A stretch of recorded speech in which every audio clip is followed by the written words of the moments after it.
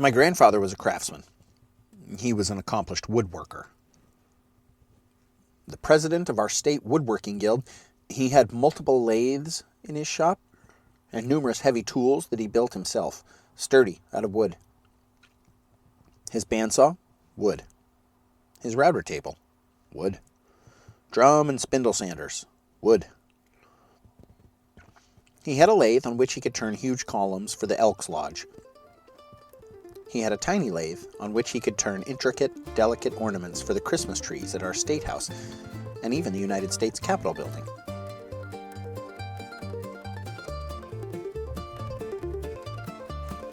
Well, I'm Nick Walton.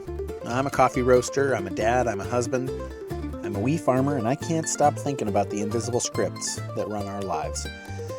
You're listening to The Values Sort, and this is a field guide to the values that shape the patterns of thinking and behaviors that end up shaping our entire lives.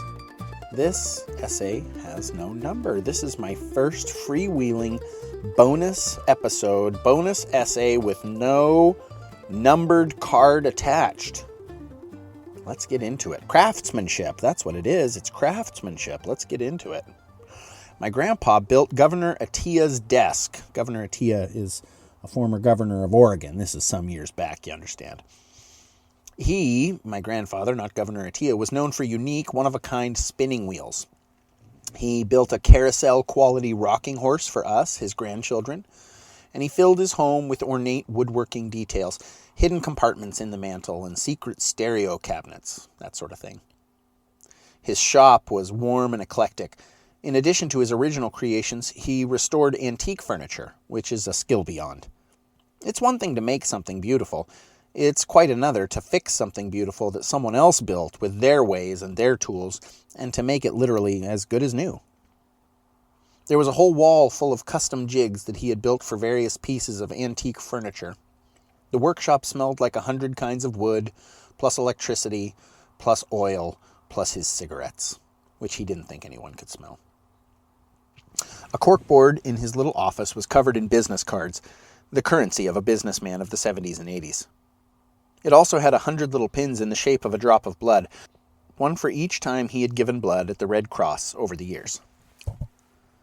A laborer by nature and a dairyman by trade and training, my grandfather was, for his last decades, a craftsman. I didn't know him nearly well enough. There was some tension in our family relationships, and we never found each other's deepnesses before he died. My first graphic designer is a craftsman. He's still out there crafting. He and I became fast friends shortly after I began as a businessman, and as a result of our friendship, I have always had an outsized graphical presence as a company. Even now, he's moved far away, took a good job. I know what graphic craftsmanship looks like because of him. I know who to hire and who not to. He taught me what to look for, and I have had exceptional graphic design right down through the years. Which is handy because I am not personally a craftsman. In some ways I wish I was. I have certainly tried to be over the years, but you guys, I'm just not. Now listen, I do crafty things. I am not an unskilled person, not by a long shot. No self-deprecation here. I can be honest and still not betray my value for humility. I have built things out of wood that are functional as well as lovely.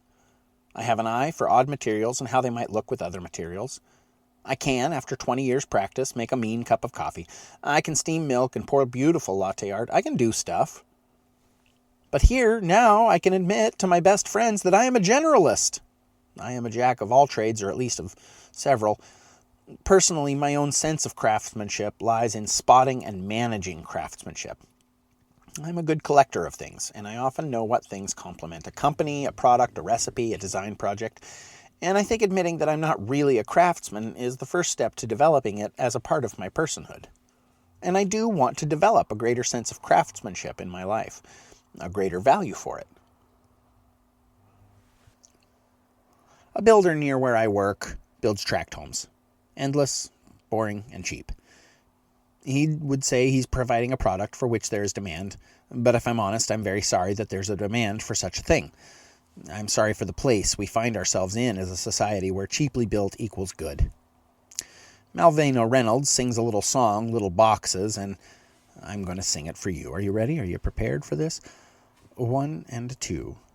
Little boxes on a hillside, little boxes made of ticky-tacky, little boxes on a hillside, little boxes all the same.